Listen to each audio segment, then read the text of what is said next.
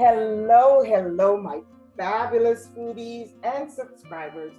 Welcome back to my channel. You are watching Food for Thought with Barbara Cooking-Diva. Yes, that's me. That's right. You're in a safe place where I get together at the end of each month to have a discussion that looks at one of the four major F's in my life. That's faith, family, finance, and of course, food. Today I'm sitting with two very special guests virtually, and we go way back. I mean, way back. We're talking about our original high school debate team members, Diane, Young, Rodney. Ooh, this sister is bad. And you're going to see in a moment when we get into this discussion on Black history and the state of the Black family. I'll allow them to introduce herself in a second. But this gentleman hails from Canada. Ooh, we're talking about none other than Stephen Fair. Hello, Diane and Stephen.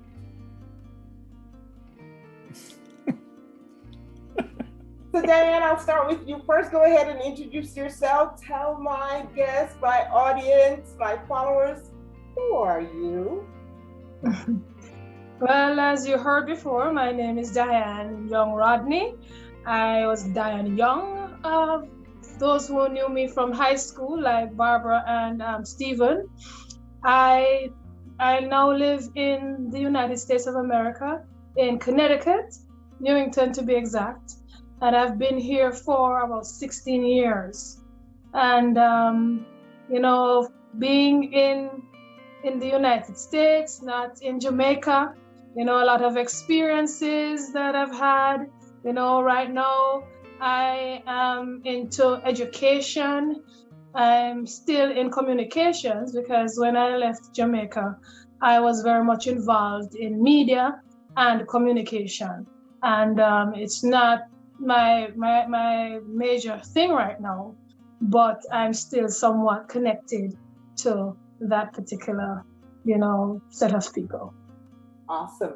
And I'm going to get into that education with you later on because it's really closely related to what we're discussing tonight. So, Stephen, tell us a little bit about yourself.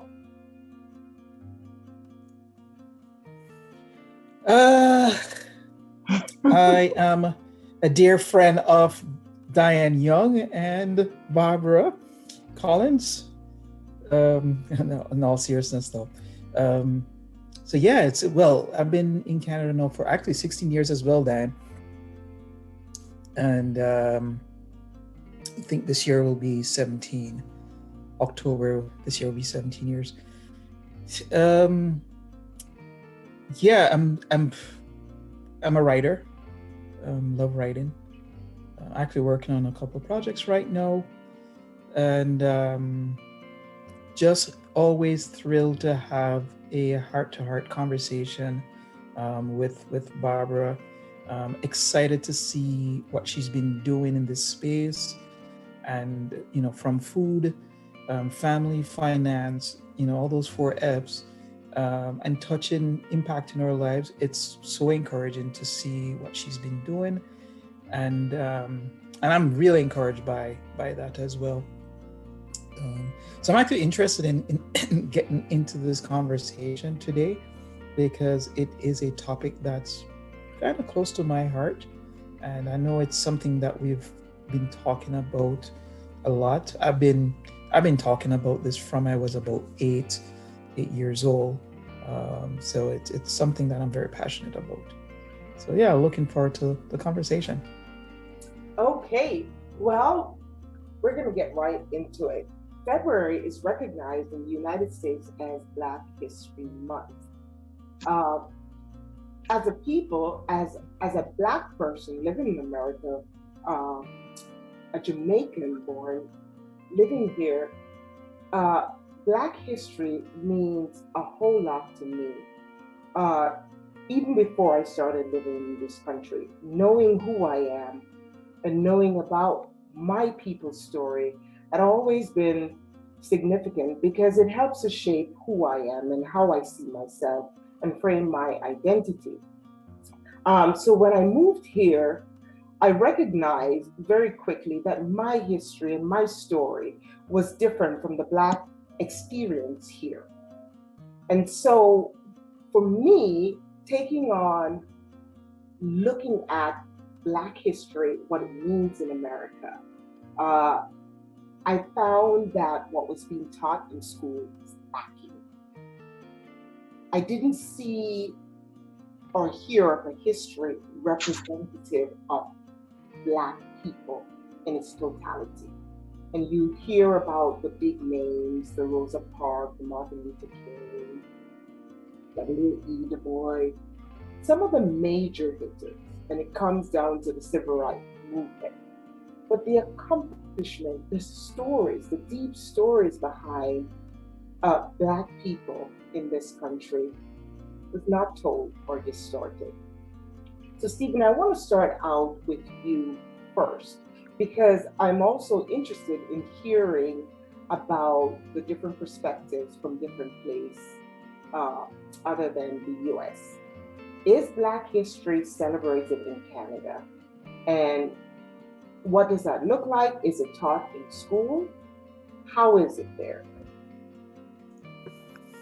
Yeah, absolutely. So actually, Black History Month overall is celebrated in the U.S. and Canada for February. It's observed in Europe in October.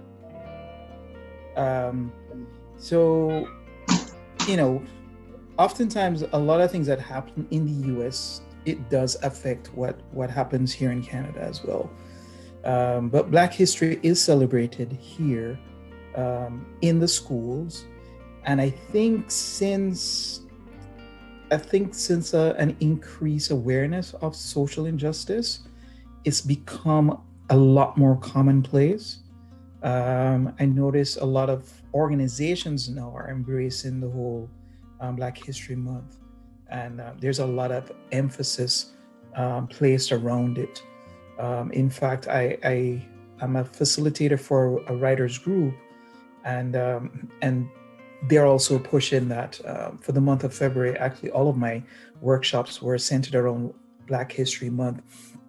So there is an increased awareness here in Canada um, around celebrating it, but like the U.S., it's celebrated just the same. I think the focus here is a little bit more. We try to be a little bit more Canadian centric in terms of identifying um, Black Canadians who made an impact um, on on our history. Another thing that's happening here is in the schools. So there is an acknowledgement, finally, an acknowledgement that a lot of the history is not taught in its entirety. So what's happening now, school boards are actually starting to make adjustments to their curriculum, and they're starting to offer um, Black content in the curriculum as well as on history. There's a push for the libraries to provide that content as well. So I've noticed and I'm seeing a growth in the dissemination of around Black history. I know there's conversations right now in the schools to set up specific curriculum around Black history itself in its entirety. So those conversations are going on, and it's actually encouraging to see that there is some strides made in terms of how we all recognize history, Black history overall. All right. And Diane, you're in the north east. How is that? And you're also in education.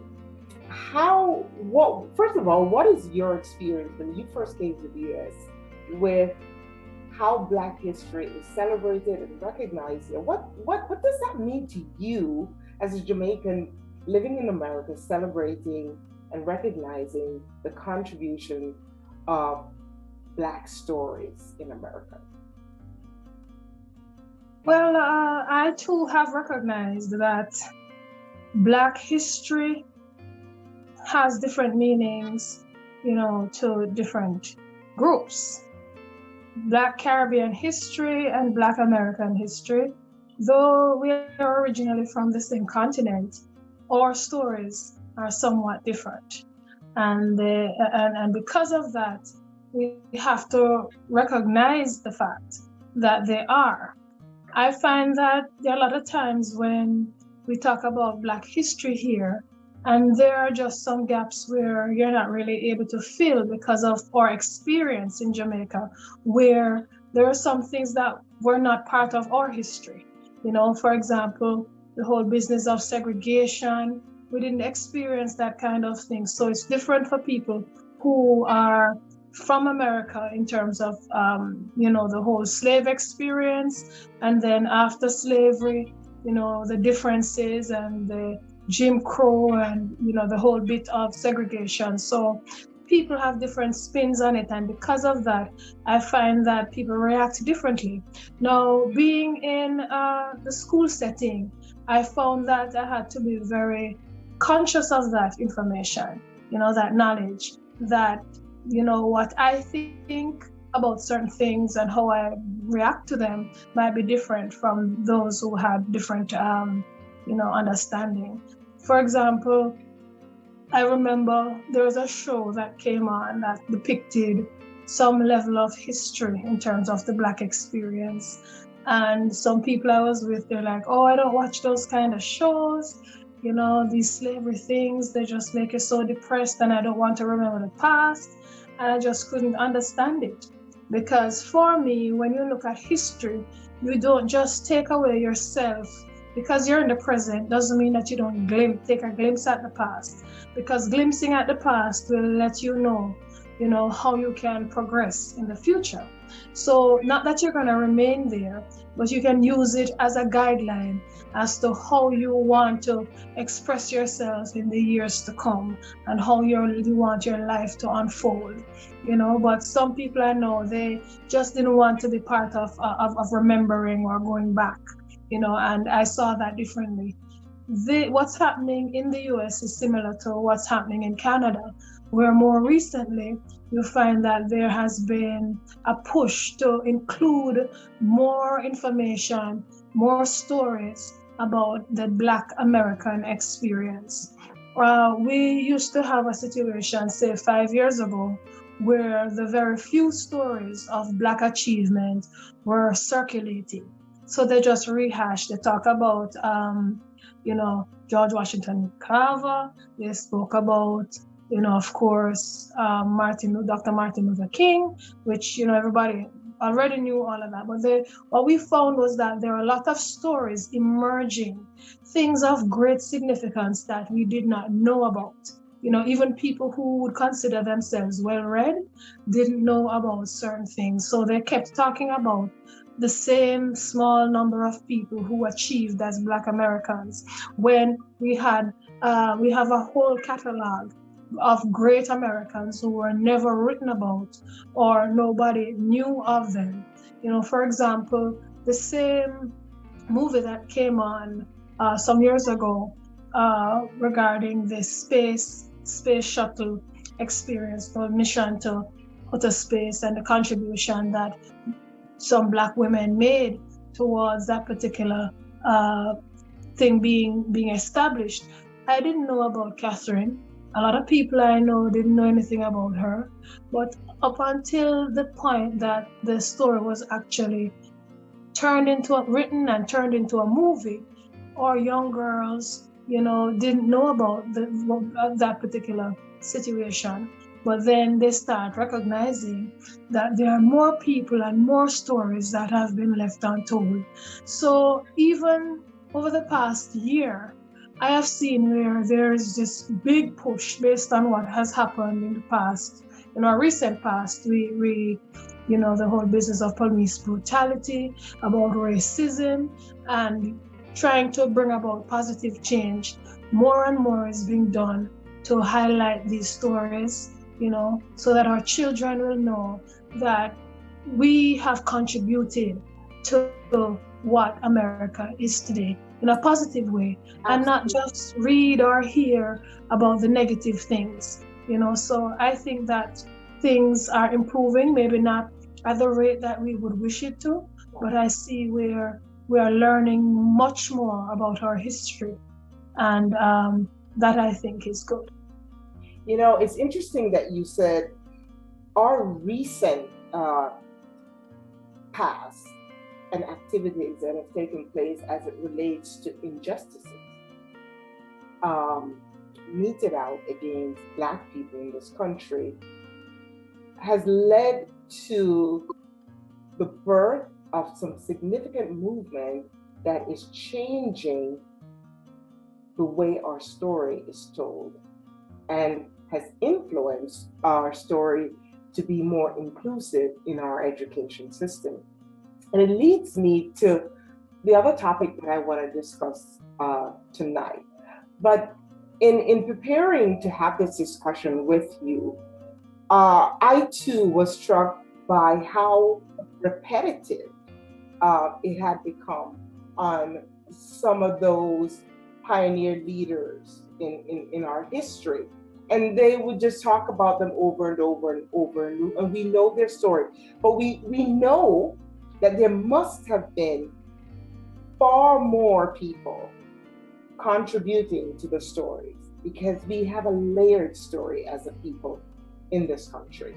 And when I go back and I look, Black History Month came about by a gentleman by the name of Carter G. Woodson in 1926.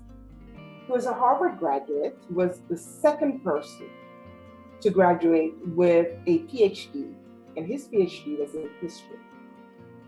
And he too, like many of the Black leaders at the time, really was very dismayed at how distorted the story was being told.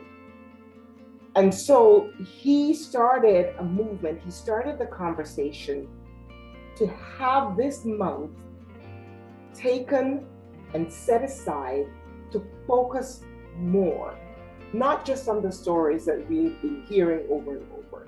And it wasn't until 1976 that Black History Month, February, was officially named as the month and celebrated there.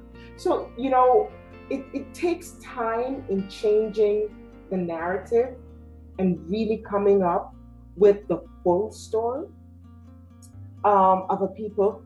But you're right. I've seen progress and I've seen a turn.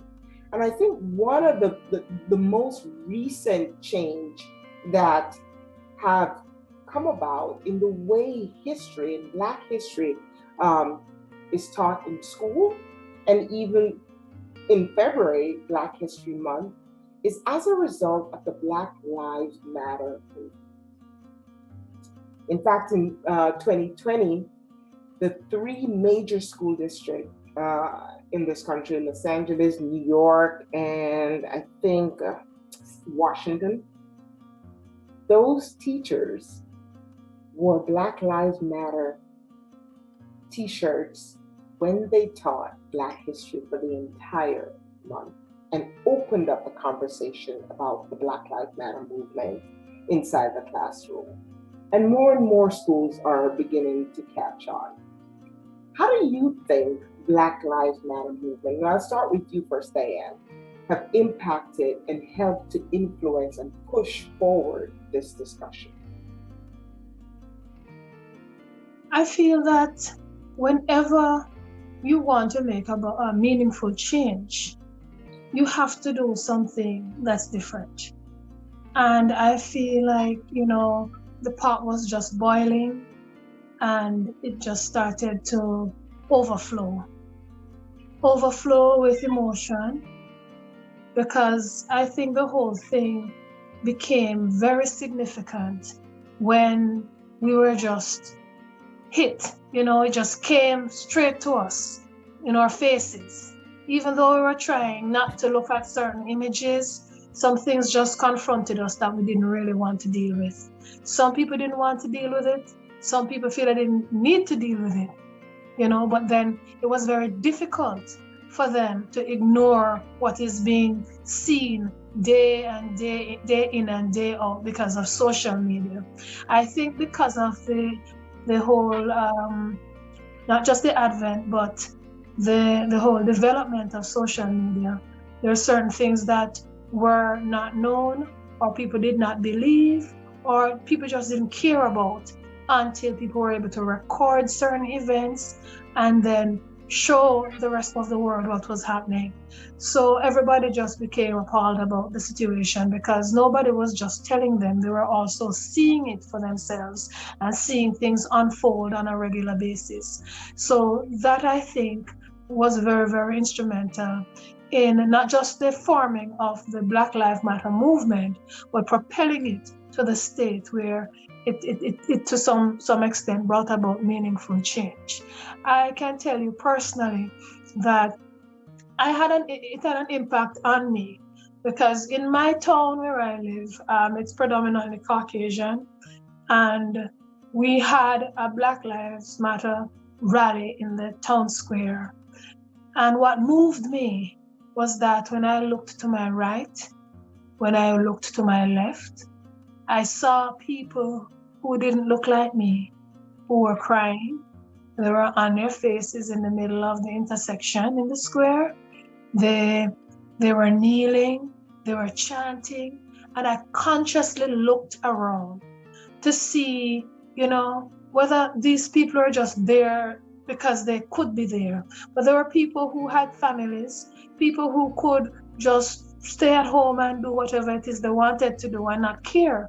But we had people who were not Black people, who maybe they have Black family members, I don't know, or they worked with Black people and they knew the truth and wanted to support the movement, and they participated, not just by showing up, but by pushing themselves totally in the process.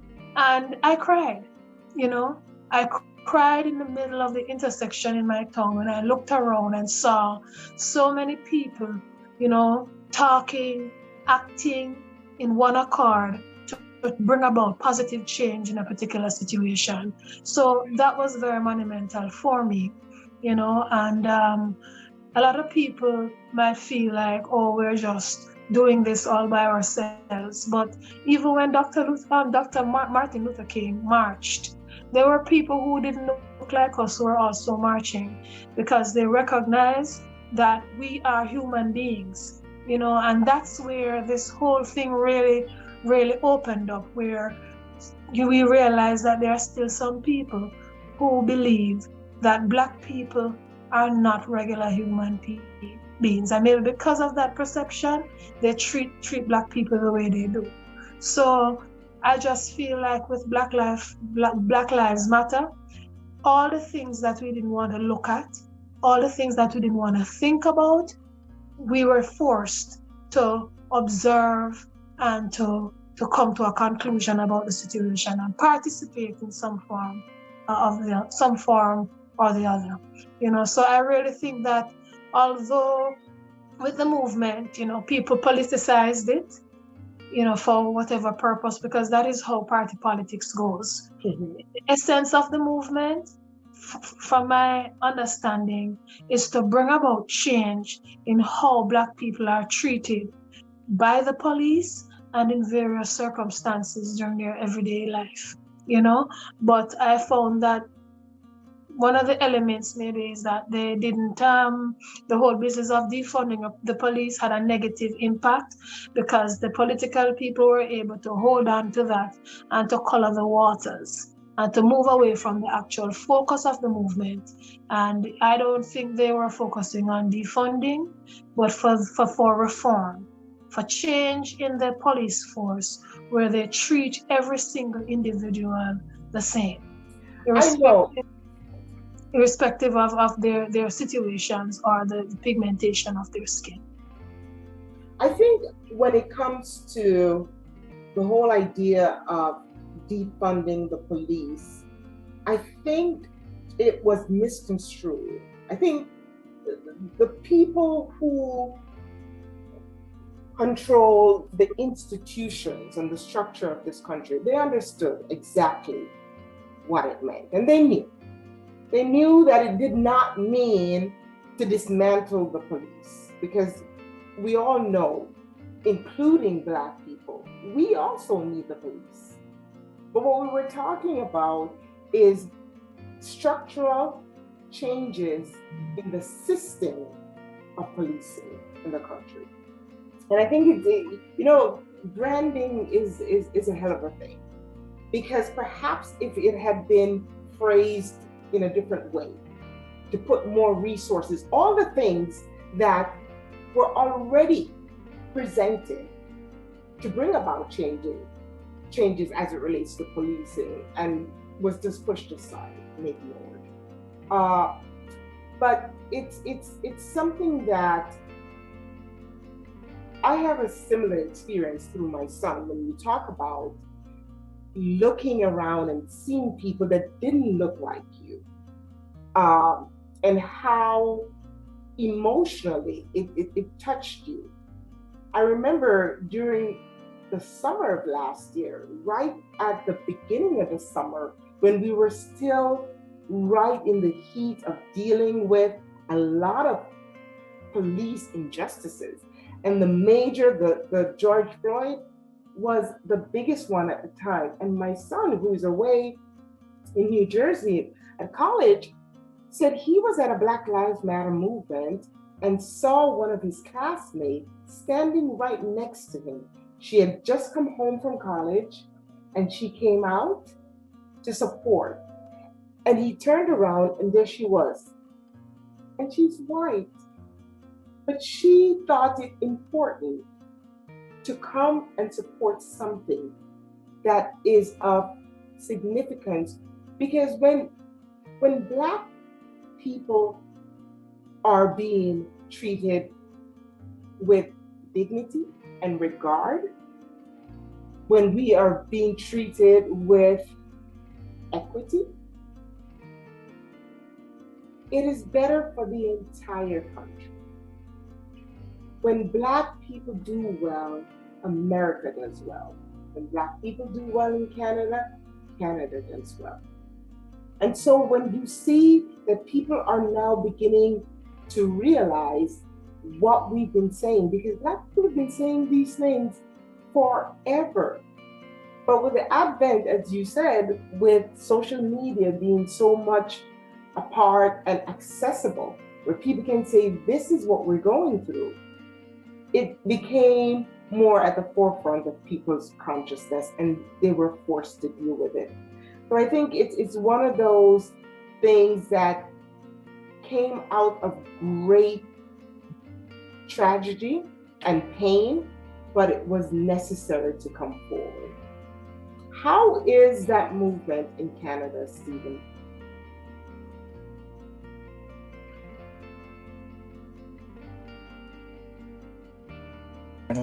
Okay, there we go. I was trying to unmute myself. So the Black Lives Matter organization is very active in Canada as well. Actually, it's now, I think it's now a global organization with multiple chapters. Across Canada, there's a chapter, actually there are two chapters in the Ontario area, one in Toronto, one in Waterloo. Then there is Montreal, Vancouver, Edmonton, Quebec. So I think there are about 6 or 7 different chapters across the country.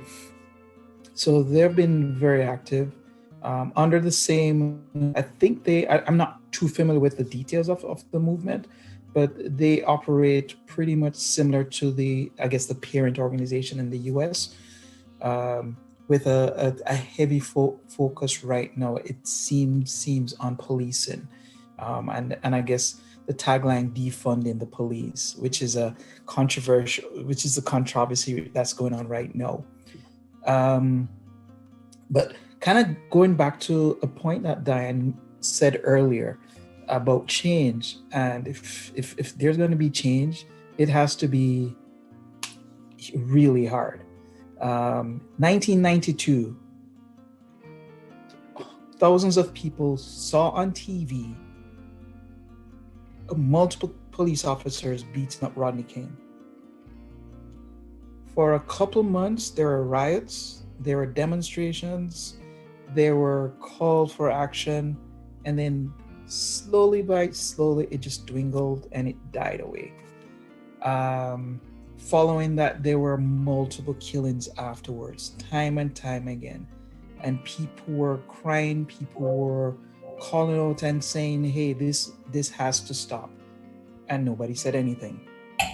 And I guess because of social media, unfortunately, that message and the life of George Floyd, that message had to hit home for the world, not just North America, but for the world to see. And I think the good thing about Black Lives Matter is I believe it's there to keep the conversation forefront, which is now necessary because we can't afford to have another Rodney King riots and then silence. And I don't think that's going to happen again. Because I think enough is enough, and it's time that as a people we start standing up and speaking out. Because it's ridiculous. It just has to stop. But what are we gonna do to ensure that it actually stops and it just doesn't fade away? I think one of the things, like conversations like these, we need to keep having them. We need to start building bridges and partnering with other groups. I know in Canada, one of the big things that is being pushed here is we're also incorporating Native Indians, because they have been, I'm trying to think of a word to describe how they've been treated over the years. So we're also incorporating Native Indians because they have been undermined. Like, I can't think of a word right now, but it's disgusting. It's disgusting what is happening, how people are treated. So one, having those conversations. Two, when we see injustice, speak up. One of the things that I find is important is that when people stand together, you gain a lot more courage and strength. For too long, we've been divided, we've been separated, we've been pushed and to fight against each other. And I'm like, no, we're not going to see eye to eye on everything.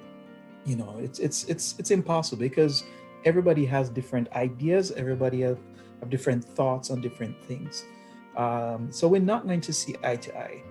But the acknowledging that, I think the important thing is that we always try to find a middle ground, try to find some commonality.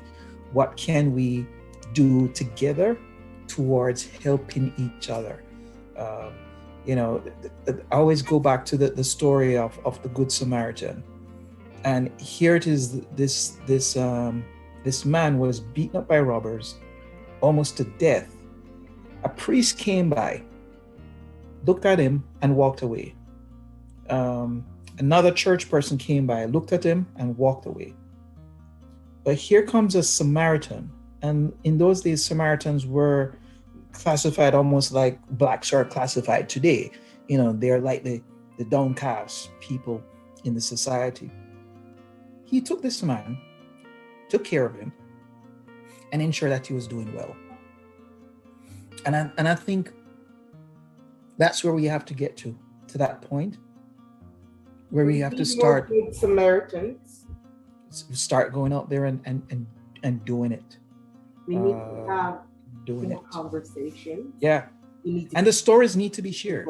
And the stories need to be shared. Yeah. I think also we need to make sure that we stay engaged as citizens in our political process. We cannot sit by and passively allow decisions to be made about us. Yes. And it's not being made yes with us included. Well, your last election, the US last election, is a perfect example. Actually, not just that. The election when Obama was elected president is a perfect example. So those two cases where Black voters turned out, and I think in this last election, when I saw Black voters turning out, it reinforced my mind that there is strength in community, and that's what we were raised. Out, Stephen. Then can we just give a shout out to Stacey Abrams from Georgia? Yeah. Can we just say that sister made history by making her own story and being instrumental, that you were not going to speak for us, and I am going to work and ensure my people understand that we need a voice and a seat at the table? A lot of people used to say that they didn't think their vote mattered. They didn't think that their vote counted. And I think when Obama won and the grassroots participation and rounding up people worked, somehow along the line, a lot of people forgot about that. Yes. But then they remembered, and because of the machinery, the electoral machinery last year, they got out the information, because you could have your cell phone and everything you're looking for. You're looking for something simple. You're looking for lotion. Remember to vote. Here is where you can vote. And you were bombarded with information. So you had no excuse as to, I don't know where to go and vote. I don't even know why I'm voting, because they really did a lot to reinforce the whole business of voting and its importance. And that's what the people looked into and decided to go and vote. So I feel like people are more sensitized. And it's kind of funny too, because Georgia being this great example, Georgia was the center of Jim Crow. It was so bad. In the 60s, when Ray Charles was supposed to go and perform there, he said he didn't want to perform in a segregated audience, and they banned him for life. Exactly. And that's the same place, Augusta, Georgia, when he went down there, they told him not to come back. I personally feel that a lot of our forefathers and the generation that have passed, who was actively a part of the civil rights movement, from organizing to just participating or just being alive at that time, were just smiling down on us, just smiling down at certain stage, just smiling down at certain political leaders, and just it was almost as if the spirits came alive, and it showed up big time. And I feel like one of the major things that propelled us to where we are, particularly with this election, is the word getting through to the people. It matters. You matter. You cannot say Black Lives Matter and not show up to vote, because you have to see the connection about your life mattering and the people who make decisions about you. I think that resonated. I think the Black Lives Matter movement really reached the people who would just sit back and say, it doesn't matter. When you made the connection between if you think your life matter and should matter, then you cannot stay home. It also helped that in certain states, like Florida, where there were a lot of people who were incarcerated, they served their time, they put on the ballot in the midterm election for those people's voting rights to be reinstated. It was an amendment and it was upheld. And a lot of those people were able to participate in the political process for the first time. Those things matter. Those are real, tangible things that you can do to change the state and circumstance of a people. We have to stay involved in the political process. We cannot be passive. We have to continue to open up conversation. We have to continue to include other people because we cannot fight this battle on our own. We need the very people who are in a decision-making role, who are the ones in charge of the system, the systematic racism and injustice in this country. We need them at the table to have a conversation with them. And then we need to hold our elected leaders responsible. Yeah, we can't sit out. We also need to take it back to the family, our individual Black family. I remember when my son was growing up, we lived in a predominantly Caucasian neighborhood. He went to a predominantly Caucasian elementary school and middle school. And I remember one day picking him up from school, and he says to me, "Mommy, somebody called me a monkey." Now, knowing me, I had to give my, I think he was about 5-year-old, a lovely history, an African history. I had to tell him about his lineage and his heritage and how it goes way back. I have to remind him of his family members, both on my side and on his dad's side. I had to teach him about his story and how beautiful he was in his chocolate skin. Because if we don't start to teach and tell our story to our children, then the story that they hear and later taught will be that of a single narrative. And we have to be careful of the single narrative. And so when it comes to the Black family, I think it's important that we start the history lesson at home. Your thoughts, both of you, raising Black children in North America? Well, I too live in a predominantly Caucasian neighborhood, and I just try to let my children be aware.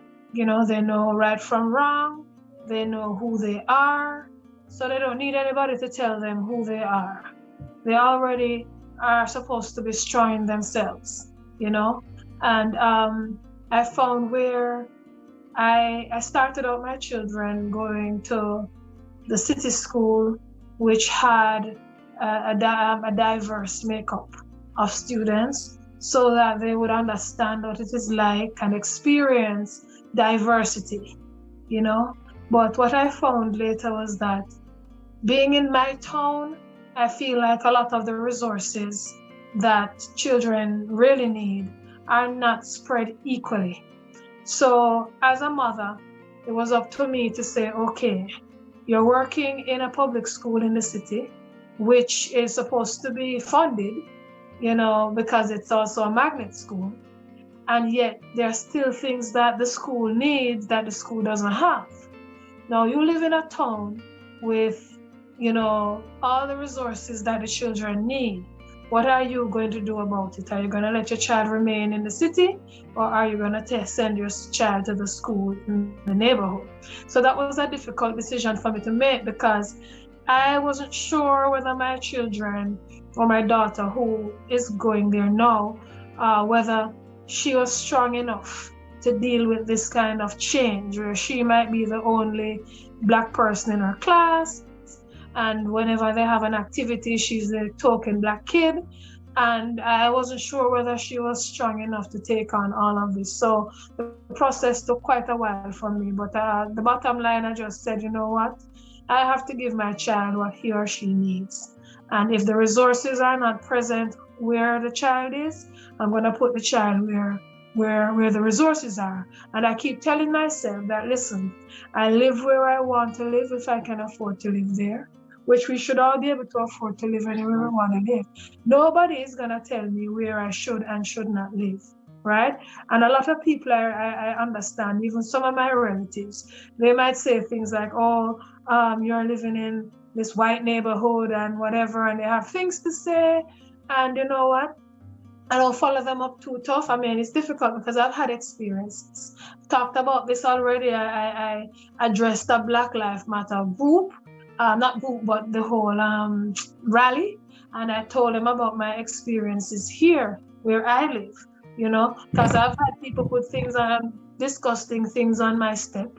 I've had people even call the police on my friend just for walking up the hill near my house, right?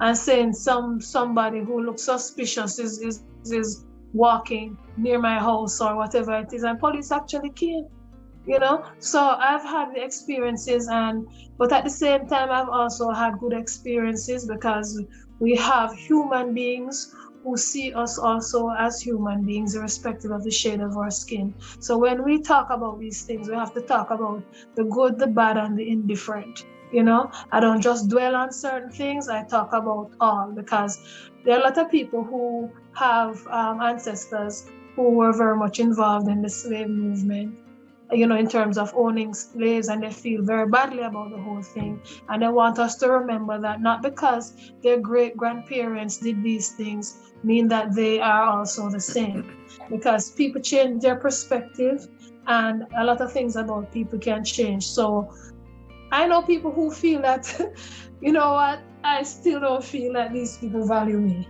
right? But I beg to see the glass as half full, right? I want to give people the benefit of the doubt. I want to love them and allow them to love me, you know? But one of the things I think we should always remember as parents of Black children is that we have to, as much as we possibly can, let them know who they are, because nobody can tell you who you are if you already know who you are, you know.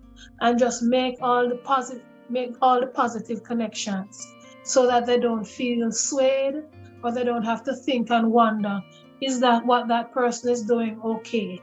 You should let them know that these are things that people can say to you, and these are things that you should never accept to be the truth when it comes to who you are, so that when it happens, they recognize it instantly and you teach them how to react, you know. In terms of my general thoughts, Barbara, when it comes to the whole business of Black history, there are some things that are core to my heart. I think about the whole family.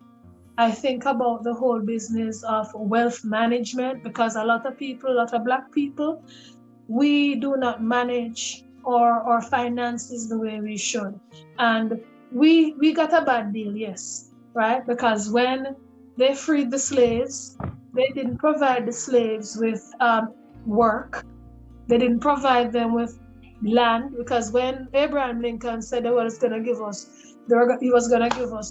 the acres and the mule, they took it back and killed him, right? So when the slaves were freed, it was just a token situation, because the slaves didn't have education, because they were told it wasn't necessary for them to go to school, and they were blocked from going to school. And the only work they knew was to be on the plantation, right? So when the plantation work is not there, or they're giving you a very meager amount of money where you cannot survive properly, you don't have anywhere to live. A lot of them went to live in the cities. a where they could systematic find form of jobs. enslavement, really. They It's could find systematic jobs racism. and cheap housing. And a lot of them remained there until today, right? And then you find that even since we didn't start off on, we're not looking at the whole business of maintaining wealth for our Black people, right? Because as I said, I live here in a predominantly Caucasian neighborhood, and they speak a lot about buying local, buy down the street, and when you talk about buying down the street, you're talking about buying from white people, right? So the sense of community is here. But then when we are purchasing, we take our money and we don't care where we spend it. We spend it everywhere else. But these other people are very, very intentional when they are spending.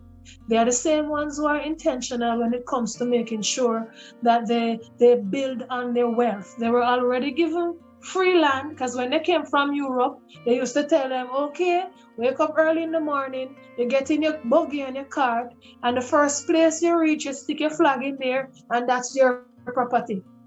We didn't get that kind of situation with the free slaves didn't get that, right? They gave them free property, and the property is passed on from generation to generation. So when it comes to ownership of property, we as Black people need to do more to secure our homes and to increase our value, because you don't really have a lot of say in society unless you have tangible things, right? And remember to take care of our children so that we write the wills that we're supposed to write, right?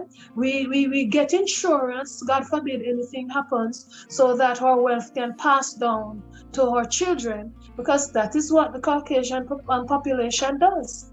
And then we're wondering why we're still renting forever and why we don't have a car to pass down to our children like the neighbors, right? They pass down the cars to their children, they pass down the homes to their children, and we don't have anything to pass down.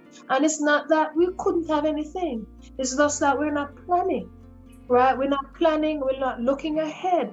So I really would like for us as Black people to look at where we are and look where we can be by taking care of maintaining the family, uplifting the family, and providing a network and a situation that can propel us, And when you find a situation where you can afford anywhere and to live anywhere, nobody can really force you out, right? Because right now you find that because of redlining, right, a lot of Black people remain in the lower, the poorer areas, in the cities, and various places, and they some of them think that they're there because of choice. It wasn't choice. It was a matter of necessity and a matter of you being pushed into a corner because you weren't supposed to have a part of the other part of the pie. And some people don't even recognize it. That is why I tell everybody without apology, anywhere you want to live, you can go and live there. You don't stay in a corner because somebody wants you to be in that corner, right? You need to take baby out of the corner, right? And you, God did not say, okay, these people are the only people who should be living here, and these are the people who should be living out there. These people outside are the ones making these decisions for us. So if you need to go where the resources are, by golly, go where the resources are. A lot of people are talking about building the Black communities and stuff like that. I don't have a problem with that. It's just that it's very difficult, and not that we're going to stay away from difficult tasks, but as you know, the structure is already built. So we're going to have to tear down that structure or create new ones. Mm-hmm. So what's going on in Georgia right now? You have a lot of affluent neighborhoods that are coming up.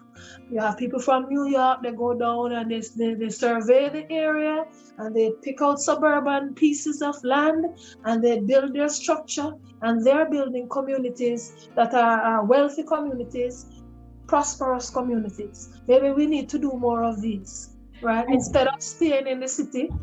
Not that the city is bad, but are you getting what you need from where you are? And if you're not getting what you need from where you are, what can you do to ensure that you get what you need to get where you are, if that's where you intend to remain. So that the whole business of the whole politics and getting involved in government and structure, then you can help to get a voice in that particular situation. But I tell anybody, if you have a child who is struggling and they don't have a social worker, they don't have proper tutors where you reside, find out where your child can learn. Because education is a very, very big piece of this puzzle. And if we are in a situation where we cannot provide proper education for our children, we're going to be in this mess forever. Mm-hmm. So that's another element. So when it comes to wealth building, when it comes to education, when it comes to finding proper jobs, not just working at a fast food place, right? But real careers. Telling our children that this is the path, this is one of the major paths that you can take in order to access and accumulate wealth. And then we will see the change in our society the way that it needs to be, where we can be on any level. So I think we need to do more in talking to our people about taking care of their family, in terms of providing for them when they're gone, talking to them about how to maintain a certain standard of living, because a lot of people who are living in substandard areas, right, their life is not exactly how they want it to be. They're just there and they're just existing. We have to reach a point where we're prospering, and we can create a roadmap to pass on to those in our community to say, okay, so this is how you can get the type of job that can pay a mortgage. This is how you can afford to do X, Y, and Z. Show them how they can get the job done. And a lot of people have reached, and they don't look back and try to help others who are still there. And I think that's one of the things that I have a heartache about. I feel that if we have been through a certain situation, we know what it's like, we've experienced it, and we've come out successful, we need to just take a quick look back and see who we can take along with us. Which is why programs like Black Families on the Move, such as yours, which is what Stephen does in Canada, we're all looking back to see who we can help to bring along through the skill sets that we have. And I couldn't thank you more for coming and spending the time with us today. I'm going to throw the last word to Stephen. Just talk to us a little bit about your experience raising your girls in Canada, raising Black children, and just some final takeaways that you want our viewers to have when it comes to the state of the Black families. Things that we can do, we can take it today, and we can start to implement it in our lives to make a positive change for us. Well, one thing I can say, I'm thankful that they have not expressed any major concerns to me, and I have not gotten any major concerns from their teachers. It's not to say that it doesn't occur in schools, because it's there. But I know there is, especially like in both my kids, their schools, there is even more an heightened awareness. I think because they're girls, it's not as impactful on them. I know, like right now, one of the big challenges, and it's starting to change, is on Black boys. For a long time, the schools targeted a lot of the Black boys, and they saw them as threats. But that is starting to change. So thankfully, they're doing pretty well. They haven't. I've asked them a couple of times. They have not expressed any concerns in terms of students or teachers treating them differently. So I'm grateful on that end. to piggyback on something that Diane said, and I think it's so important, is when we speak to our kids, is actually reminding them of who they are. I think, growing up in the Caribbean, that was something that was instilled in us from our parents. They're constantly reminding us, remember who you are. So I think that is so important, and it's something that I strive to communicate with my kids, because it's important. It's important that as parents, we may not have had the opportunities that they now have, and it's reminding them. And actually, I do it with my kids sometimes, because every now and then I'll tell them, and they'll look at me and they laugh sometimes. I said, so look, when I was going to school, I had to walk to the library. When I got to the library, I had to find the number, write on a piece of paper, and then search for the shelf where the book is. You just go to your computer now, and everything is there for you. So you have a lot of things right at your fingertip. So don't take it for granted.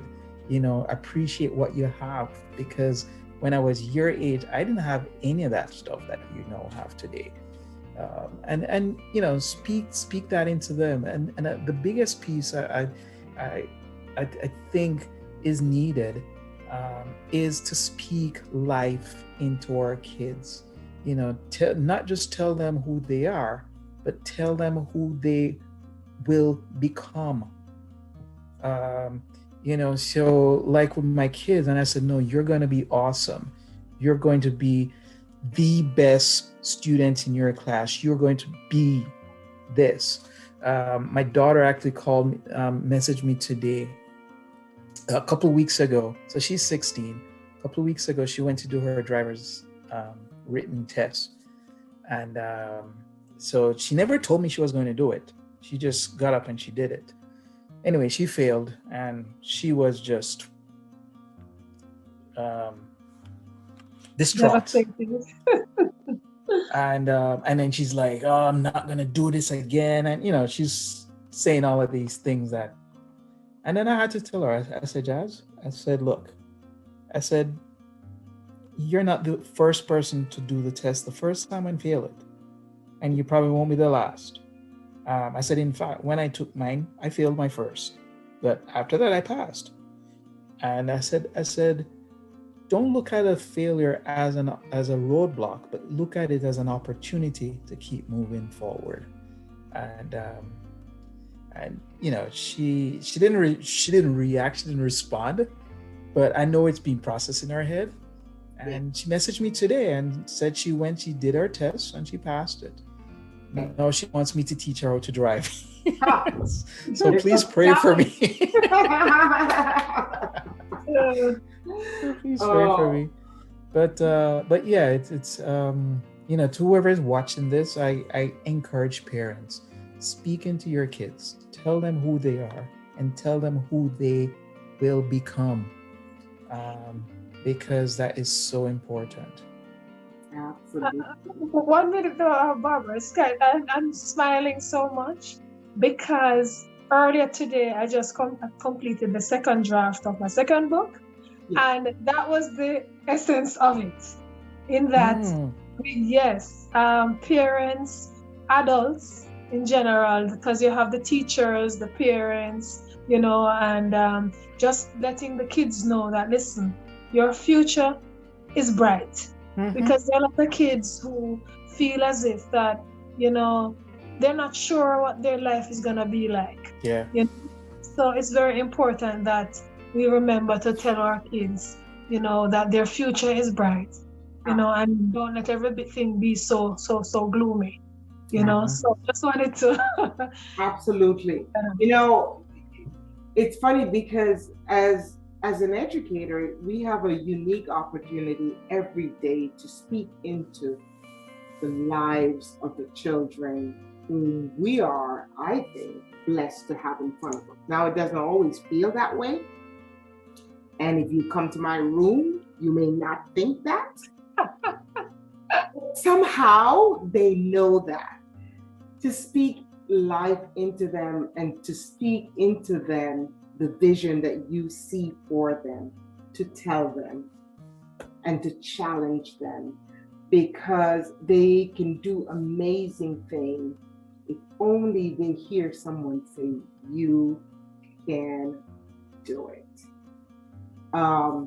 And so with that, I am extremely optimistic that in spite of the challenges that we have faced as a people, as a nation, and as a country of mixed races and ethnicity and background, we're so deeply layered and our history is so rich. And for migrants, they bring to their history that help to make the story of this country. When we talk about Black history, we're talking about American history. And so we should see this as something we celebrate every single day. And my wish is that we come to a point where we never have to pick one month to celebrate our story. But it will be like the other stories, so known and so ingrained in our daily lives, that we live out our story every single day. And it is in our schools, it's in our homes, it's in our systems that we know it, our children know it. And therefore, it is celebrated every single day of the year. Can I say one more thing, Barb? Yes. So at the start of the conversation, the question was, one of the questions was, what can we do? And I would say, to reinforce your point, is to keep highlighting the stories. Keep speaking about the stories, and let your voice be heard. And I'll give you a quick example. So at my job recently, there was a request to do a survey on diversity, race, culture, the whole thing. To be honest with you, I was not particularly interested in doing it, because in the back of my head, I'm like, okay, where's this really gonna go? What is it gonna be any change or anything? Mm-hmm. But the lesson that I learned from this, one of my colleagues actually contacted me, and we had a conversation, and they said, Stephen, no, do it, please do it. And so I went and I did it. It was an extensive survey, to say the least. It took me probably 30 minutes to do it. That's how extensive it was. But at the end of it, I had a sense of relief when I did it. And it was like my voice was heard. Even if it may not be heard, but I was able to express my voice honestly, openly, and through this survey. And I think it's, our people need to get to that place where we start blocking out those voices in our heads that saying, oh, nothing's gonna happen if you do this, nothing's gonna happen. And we just need to start doing it, because as one person starts doing it, another person starts doing it, collectively, we've I'm looking at it like just the three of us here, but you never know what impact that the voice of three people can have on a generation. Absolutely. You there's so much unknown in teaching sometimes, where you question yourself as a teacher, much like a parent. Am I really getting through? Are they getting it? And your reward, if you will, is always delayed. It is much later, when it has matured, when the child has matured, you see, aha, they did get it. I was making an impact. I was influencing change. So just keep influencing change. through the stories that we tell, because you never know whose life you're impacting to change. I thank you guys so much. I miss our days, some 30 something years. Won't date ourselves, but it's somewhere there. Our days of going to the Ministry of Education and the Ministry of Justice. And you remember that day when we went to that clinic when our topic was, should abortion be legalized? Oh my goodness. And we got to argue, yes. Whew. But yeah, those are the days. Yeah, those were the days. So guys, thank you. I hope you enjoy your time here with me on my couch and on your couch. And again, thank you for being with me and for sharing food for thought. Don't forget to like, share, subscribe, and hit that notification button right down there. Turn it on. And if you haven't joined yet, way out with fun. So next time, take care. Bye.